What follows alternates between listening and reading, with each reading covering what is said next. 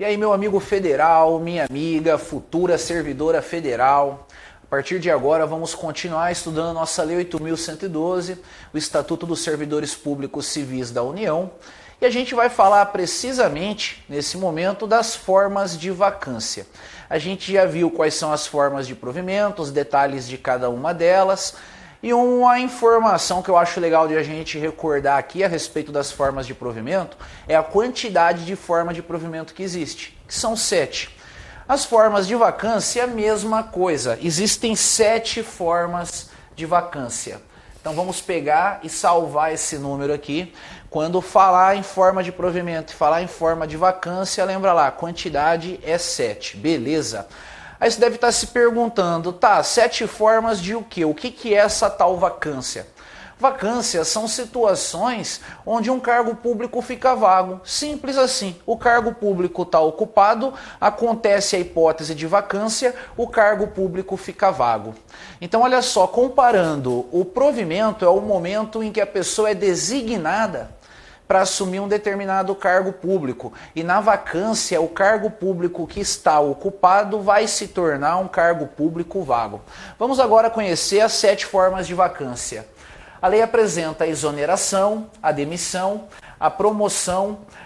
O revogado aqui, né, não conta, vamos tirar esses 2 itens revogados, é que a gente está analisando o artigo da lei, então vai aparecer o revogado. Não existem essas formas de provimento, elas foram revogadas, né, o item 4 e 5.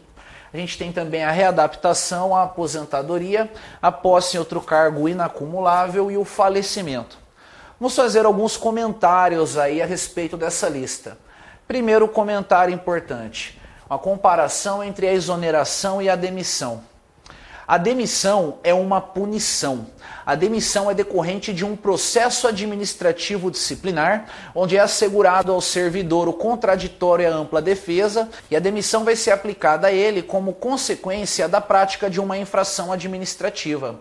Então coloca na sua cabeça assim, demissão aqui é punição. E toma cuidado. Se você é da iniciativa privada, para você costuma não ter diferença, né? A expressão demissão, para quem está na iniciativa privada, pode significar que a pessoa pediu a conta, pode significar que a pessoa foi mandada embora. Beleza, isso é lá na CLT. Na Lei 8.112, demissão é algo ruim. Toda vez que falar que o servidor foi demitido, isso quer dizer que ele está sendo punido. Já a exoneração não é uma punição. E é muito comum aparecer questão de prova que vai dizer para você que a exoneração está punindo o servidor. Não, o servidor ele pode ser exonerado contra a vontade dele. A gente vai ver daqui a pouco as hipóteses de exoneração. Mas independentemente do motivo que levou à exoneração do servidor, a exoneração não deve ser vista como punição. Então, para fins de resolução de prova, você já vai mandar muito bem se você fizer essa divisão. Exoneração não pune nunca, em nenhuma hipótese ela é punição, e demissão é uma punição. Continuando a análise aqui, promoção e readaptação. Opa, promoção e readaptação, a gente estudou esses termos quando a gente viu as formas de provimento. E agora esses termos se repetiram aqui nas formas de vacância. É isso mesmo. A doutrina diz que a promoção e a readaptação são formas híbridas, porque ao mesmo tempo que ocorre um provimento de cargo público, ocorre também uma vacância de um cargo público, quando a gente tem a promoção e quando a gente tem a readaptação. Um exemplo de cada caso aí, ó. No caso da promoção, o servidor está na classe 3, e aí ele é promovido para a classe 2, para a classe que está no nível hierárquico superior a que ele estava antes. Nesse caso, o entendimento é que teve provimento em um cargo novo de classe 2 e teve vacância no cargo que o servidor ocupava antigamente, o cargo de classe 3. Como teve vacância na classe 3, então a administração pode fazer concurso público, tem cargo vago ali para ser provido. Então olha só, no caso da promoção, a gente vai ter provimento no cargo novo, que o servidor vai mediante a promoção, e vai ter vacância no cargo antigo. A mesma coisa acontece no caso da readaptação. A readaptação, só para a gente relembrar aí, ela é a investidura do servidor em um outro cargo de atribuições e responsabilidades compatíveis com uma limitação física ou mental que o servidor venha a ter sofrido. Então, olha só, na readaptação, o servidor troca de cargo em decorrência de uma limitação física ou mental. Ele vai para um cargo que é mais compatível com a limitação que ele sofreu. Nesse caso, o entendimento é que esse servidor vai assumir um cargo novo, então aí tem provimento. E ao mesmo tempo ele vai deixar o cargo antigo, então aí tem vacância. Então, beleza, promoção e readaptação, coloca na sua cabeça que é provimento e que é vacância ao mesmo tempo. Aposentadoria não precisa nem comentar, né? O servidor aposentou, o cargo fica vago, é claro, mas lá na frente a gente fala a respeito das hipóteses de aposentadoria, quando a gente tratar da previdência do servidor público federal, mas no momento aqui não interessa as hipóteses de aposentadoria, o que interessa é aquele entendimento. Servidor se aposentou, cargo ficou vago. Posse em outro cargo inacumulável. Olha só, cuidado com esse "in" aqui. A posse em outro cargo tem que ser quando esse cargo é inacumulável. Funciona assim. Vamos falar um pouquinho de acumulação de cargo público. Em regra, a Constituição Federal não permite a acumulação de cargo.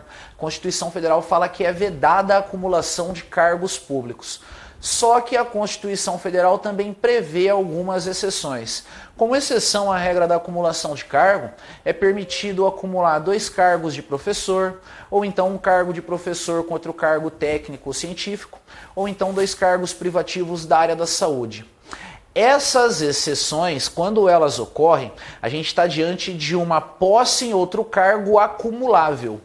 Se a posse em outro cargo é acumulável, aí o servidor está numa situação onde ele pode manter os 2 cargos, então isso não gera nenhuma vacância.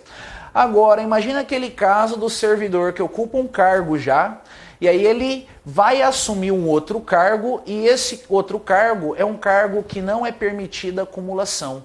Um cargo que segue a regra geral, onde não pode ter acumulação. Então o simples fato do servidor assumir esse cargo novo gera a posse em outro cargo inacumulável. E aí ele vai estar deixando uma vaga no cargo que ele ocupava anteriormente. E por último a gente tem o falecimento, né? O servidor faleceu, é óbvio, vai ter um cargo vago aí.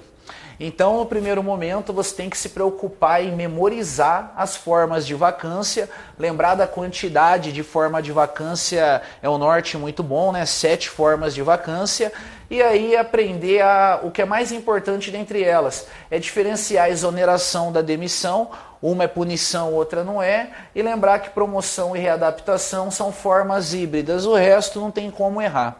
Bom, para a gente dar continuidade à nossa análise aqui das formas de vacância, a gente vai dar uma aprofundada na exoneração. O resto não tem por que a gente aprofundar, a gente vai aprofundar só na exoneração. Vamos lá então. A gente já viu que a exoneração não pode ser confundida com punição, a demissão sim é uma punição. Agora, o que a Lei 8.112 fala da exoneração? O assunto é tratado no artigo 34 e no artigo 35. O artigo 34 trata da exoneração do cargo efetivo e o artigo 35 trata da exoneração do cargo em comissão. Então a gente vai adotar essa estrutura aí. Primeiro a gente fala de exoneração de cargo efetivo e depois a gente analisa a exoneração dos cargos em comissão. Só um minutinho para a gente fazer a limpeza do quadro aqui. Beleza, vamos lá. Exoneração do cargo efetivo. A exoneração do cargo efetivo pode acontecer a pedido do servidor ou então ela pode acontecer de ofício. Vamos lá, analisar essas duas regrinhas, exoneração a pedido e exoneração de ofício. A exoneração a pedido pode acontecer por vários motivos que são particulares do servidor que está pedindo a exoneração. Ele não quer mais o cargo que ele tem, ele vai lá no órgão que ele trabalha e fala, não quero mais trabalhar aqui. Eu quero pedir as contas. Esse ato de pedir as contas é chamado de exoneração. Então, olha só, quando a administração manda o servidor embora porque ele fez algo errado, a gente tem uma demissão. Quando o servidor pede a conta, aí a gente tem a exoneração dele a pedido. E tem também a hipótese da exoneração de ofício. Na exoneração de ofício, a gente vai ter a administração pública mandando o servidor embora. E detalhe, isso não vai ter um caráter punitivo. Então a gente conclui o seguinte: a administração pública pode mandar o servidor embora punindo ele e ela pode mandar ele embora sem punir ele. Quando ela manda embora punindo, ela está demitindo ele. Quando ela manda embora sem punir, aí a gente vai ter uma exoneração de ofício. Isso vai acontecer quando não for satisfeitas as condições do estágio probatório.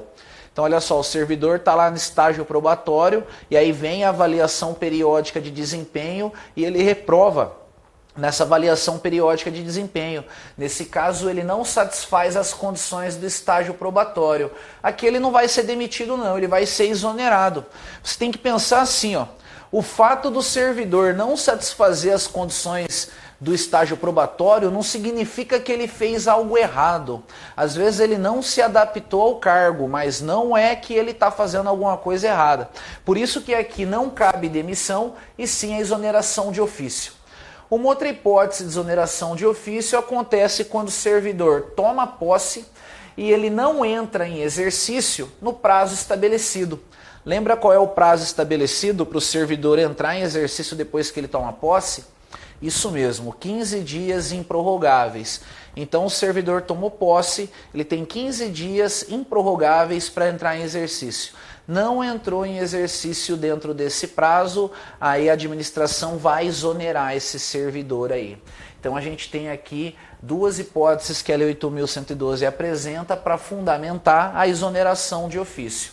Agora, continuando nossa análise, vamos ver o que o artigo 35 fala a respeito da exoneração dos cargos em comissão. A exoneração do cargo em comissão e a dispensa de uma função de confiança dar-se-á a juízo da autoridade competente. Então, primeira coisa, vamos lembrar que um cargo em comissão é um cargo de livre nomeação e livre exoneração. Então, a juízo da autoridade competente, uma pessoa é nomeada para ocupar um cargo em comissão. E a juízo da autoridade competente, uma pessoa vai ser exonerada do cargo em comissão. Então, nesse primeiro item aqui, o juízo da autoridade competente, a gente vai ter uma exoneração do cargo em comissão que acontece de ofício. É a administração exonerando o ocupante de cargo em comissão sem provocação do ocupante do cargo. Quando o ocupante do cargo em comissão não quer mais o cargo em comissão, aí ele pede para sair do cargo em comissão. A gente vai ter aí a exoneração do cargo em comissão a pedido. Então a gente conclui que quanto à exoneração, ela pode acontecer no cargo efetivo e também no cargo em comissão. Outro detalhe, a exoneração do cargo efetivo, ela pode se dar a pedido ou de ofício. Importante lembrar as hipóteses de exoneração do cargo efetivo de ofício. E também tem as exonerações do cargo em comissão, que pode se dar de ofício ou a pedido do próprio servidor. Nesse ponto, eu queria que você atentasse para um detalhe importante, detalhe muito importante. A exoneração, conforme já foi falado várias vezes, ela pode se dar tanto para quem ocupa cargo efetivo como para quem ocupa cargo em comissão. A demissão não. A demissão é uma punição que só se aplica para quem ocupa cargo efetivo. Mas lá na frente eu vou bater de novo nessa tecla com você, mas é bom que você já vai estruturando na sua cabeça. Demissão é a punição e essa punição só pode ser aplicada para quem ocupa cargo efetivo. Quando a administração quer mandar embora punindo uma pessoa que ocupa um cargo em comissão, aí a administração destitui essa pessoa do cargo em comissão. Então, olha só, para cargo efetivo, na hora de punir, tem a demissão. E para cargo em comissão, na hora de punir, tem a destituição do cargo em comissão. E a gente conclui aqui o estudo das formas de vacância.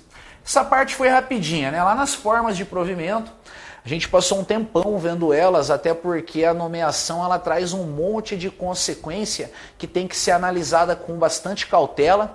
Agora as formas de provimento elas acabaram, já era. Vamos continuar então o nosso estudo e depois das formas de provimento, a Lei 8.112 apresenta as formas de deslocamento. Cuidado para não confundir, hein? Vacância com provimento e com deslocamento. Então aqui a gente tem formas de deslocamento. E elas são duas. Tem a remoção e tem a redistribuição. Vai estruturando a informação na sua cabeça aí, vai guardando ela no lugar certo. Se cair em alguma prova para você que remoção é provimento, está errado. Se cair que remoção é vacância, está errado também. E se cair que remoção é penalidade, também está errado. Remoção é um deslocamento. Comparativamente, é importante a gente saber diferenciar uma remoção de uma redistribuição. Nesse primeiro momento aqui eu vou pegar e vou bater nessa diferença, vou apresentar uma diferença bem simples e que já costuma salvar o concurseiro em uma prova aí. Depois a gente entra nos detalhes de cada uma delas. A remoção representa uma forma de deslocamento do servidor. Então olha só, a remoção desloca o servidor. A redistribuição não. Redistribuição é uma forma de deslocamento do cargo efetivo. E esse cargo efetivo pode estar ocupado ou vago. Professor, não entendi nada. Como assim? Um é forma de deslocamento do cargo, outro é forma de deslocamento do servidor. Assim mesmo. Primeiro aí, vai estruturando na sua cabeça da seguinte forma: a remoção desloca o servidor.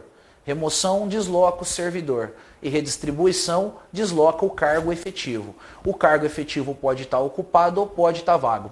Analisa comigo. Quando a gente tem um deslocamento do servidor, o servidor não é quem ocupa cargo? É.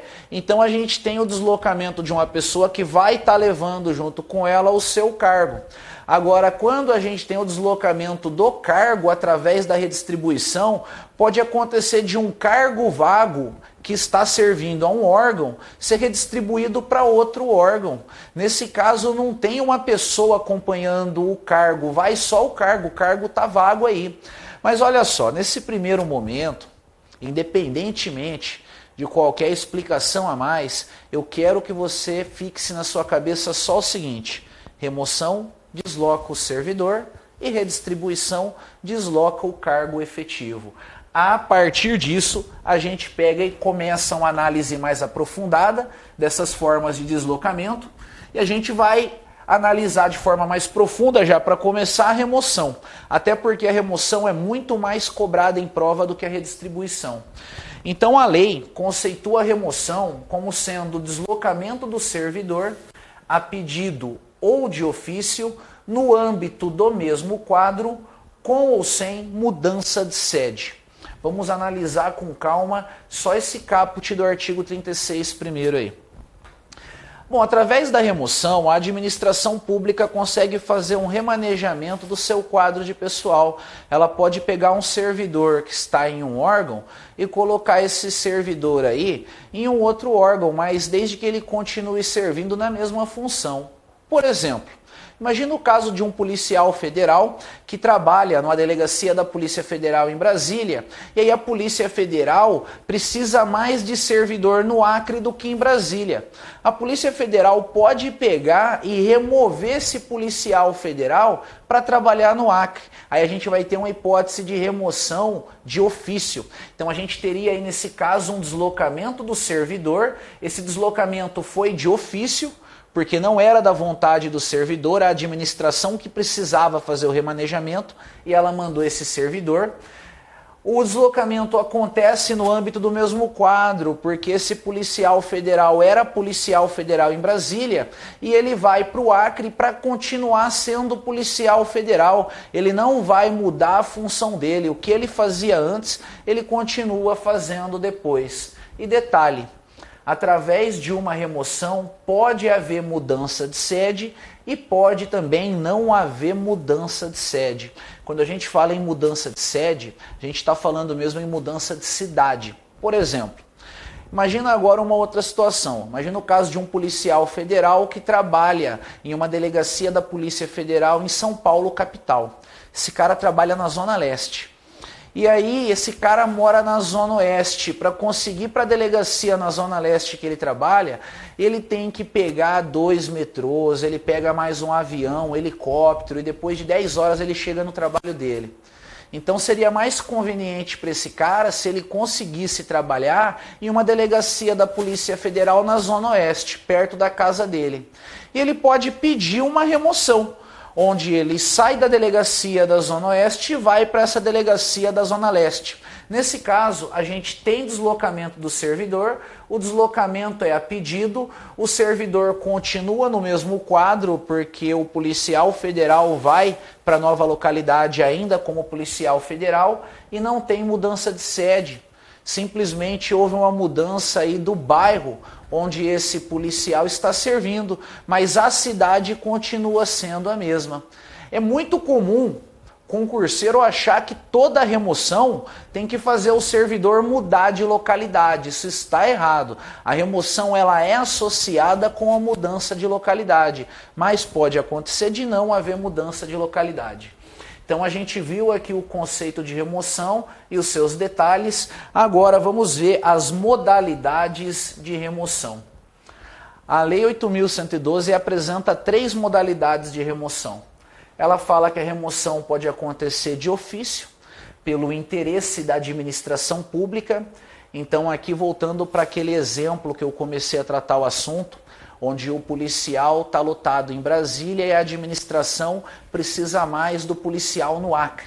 Aí a administração determina a remoção desse policial. A gente tem aí uma remoção de ofício, né? Uma remoção que atende ao interesse da administração. Tem também o caso do policial, tem o caso aí do servidor público federal que está em uma localidade e gostaria de estar em outra.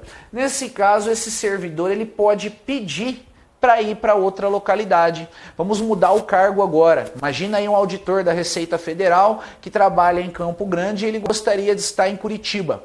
Ele pode pedir uma remoção para Curitiba. Então a gente tem aí a remoção a pedido. O pedido desse servidor vai ser julgado a critério da administração.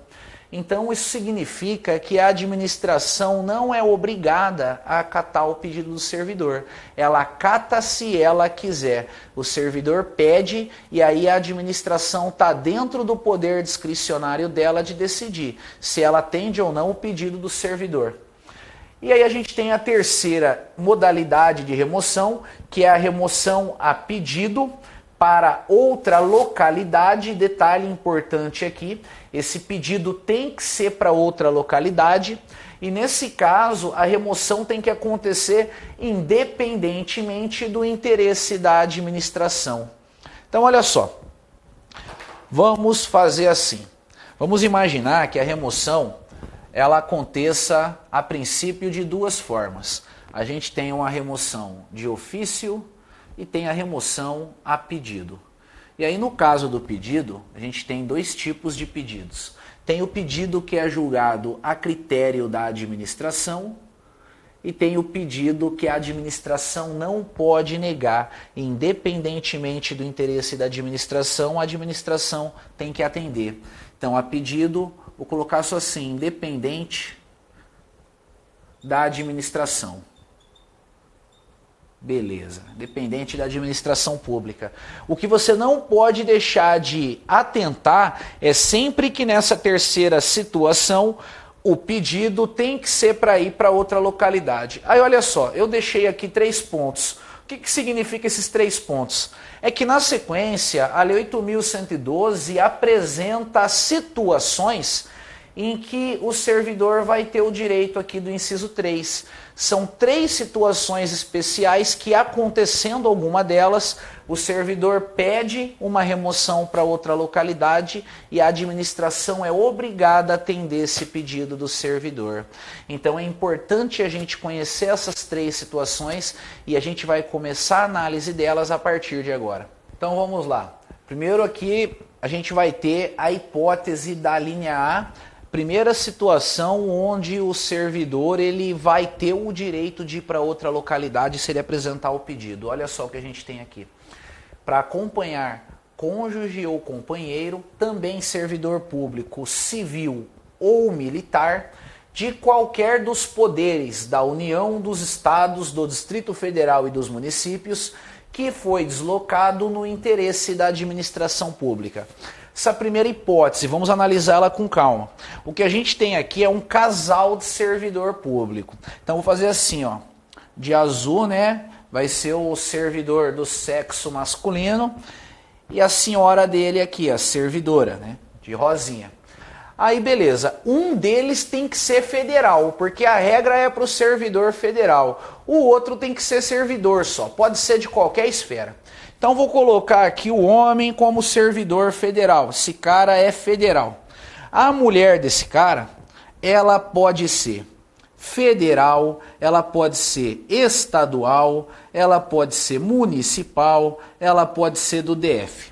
A mulher desse cara pode ser uma civil, ela pode ser uma militar. A mulher desse cara pode trabalhar para o poder legislativo, para o poder executivo, para o poder judiciário e apesar de não estar na lei, a gente pode até colocar também para o Ministério Público. Beleza. Se essa mulher for removida para outra localidade pelo interesse da administração, ou seja, ela foi removida de ofício para outra localidade, o servidor tem direito de ir junto. Se ele pedir lá no órgão dele, ó, minha esposa foi removida para outra localidade e foi de ofício, e eu quero acompanhar ela, a administração é obrigada a acatar o pedido desse servidor aqui. Olha só, para não ter dúvida, eu vou até fazer o seguinte. Vamos mudar a cor da coisa aqui agora. Vamos pegar e fazer assim. Agora a gente vai ter a mulher aqui federal e o marido dela, que é servidor de qualquer outra esfera, civil ou militar. Se esse cara for removido para outra localidade pelo interesse da administração, a esposa dele, que é federal, a regra é para quem é federal, vai ter direito de acompanhar o marido dela. Ela apresenta o pedido lá no órgão e a administração não pode negar esse pedido. Algumas dúvidas que eu quero já comentar de antemão aqui, costuma aparecer com bastante frequência. Sempre tem aquela assim, professor, meu marido é servidor federal, eu passando no concurso, eu tenho direito de trabalhar na cidade que meu marido trabalha? Não, não tem direito nenhum a esse respeito aí. O fato de seu marido ou de sua esposa ser servidor ou servidora federal não te dá direito de nada. Quando você passa em outro concurso, você vai assumir vaga onde tem. Aonde tem. Agora olha só o que pode acontecer. Imagina a seguinte situação, o servidor trabalha em Curitiba, a servidora passou no concurso e ela vai ter que trabalhar em São Paulo. Aí beleza, ela está trabalhando lá em São Paulo, ela é federal, o marido dela que trabalha em Curitiba é removido para Campo Grande. Ele foi removido para Campo Grande e nessa hora ela tem direito de ser removida para Campo Grande também. E detalhe interessante, eles não estavam na mesma cidade. Não precisa estar na mesma cidade. Se tem um casal de servidor onde um é federal, quando o outro é deslocado pelo interesse da administração para outra localidade, o servidor federal basta que ele apresente um pedido que ele tem direito também de ser deslocado pelo interesse, independentemente do interesse da administração pública. Agora, o fato de uma pessoa passar num concurso e já ser casada com quem é servidor federal não dá direito a exigir que quer trabalhar em determinada localidade. Continuando aí, análise das hipóteses de remoção para outra localidade, independentemente do interesse da administração. A gente tem o item B aqui. Por motivo de saúde do servidor, cônjuge do servidor, companheiro ou dependente que viva às expensas do servidor e conste de seu assentamento funcional. E essa situação é condicionada à comprovação por uma junta médica oficial. Então aqui de maneira bem simples, basta você associar com um problema de saúde do servidor ou de algum familiar dependente do servidor. Se existe um problema de saúde grave, esse problema de saúde pode permitir a remoção aí. E a gente vai ter a terceira e última situação, onde pode ter a remoção para outra localidade, independentemente do interesse da administração. Aqui a gente tem a seguinte regrinha. Em virtude de processo seletivo promovido, na hipótese em que o número de interessados for superior ao número de vagas. Parar aqui. Vamos analisar com calma essa regra aí.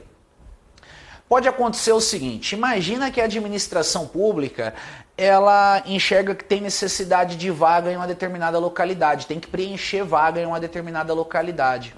A administração, ela tem, colocar assim, 100 servidores sobrando por aí, mas em um determinado órgão falta 50 servidores. Então, se fizesse um reajuste aí, dava para atender essa necessidade de 50 servidores de um determinado órgão. Imagina que esse órgão aqui fica em Florianópolis. Por que Florianópolis? Porque todo mundo quer ir para Florianópolis. Aí a administração pega e fala para os demais servidores, fala, olha só, vai ter 50 vagas lá em Florianópolis. E a gente tem 100 servidores aí. Quem que está interessado aí para uma dessas 50 vagas? Os 100, eles vão mostrar interesse de ir. Todo mundo vai querer ir para 50 vagas de Florianópolis. Então, nesse caso, a gente vai ter o problema. O número de interessados é maior do que o número de vagas. Nesse caso, a administração vai resolver o problema realizando um processo seletivo. Ela vai pegar, vai criar as regrinhas desse processo e ela vai dar ponto para os servidores. E conforme a pontuação recebida, esses servidores vão ser classificados. Os primeiros 50 colocados nesse processo seletivo têm o direito de ir para essas 50 vagas que foram oferecidas aí. Então aqui a gente tem a seguinte situação. A administração oferece as vagas para os servidores interessados. E o número de interessados supera o número de vagas. Como tem mais gente querendo do que vaga, vai ter que ter um processo seletivo. Quem foi escolhido nesse processo seletivo está garantido.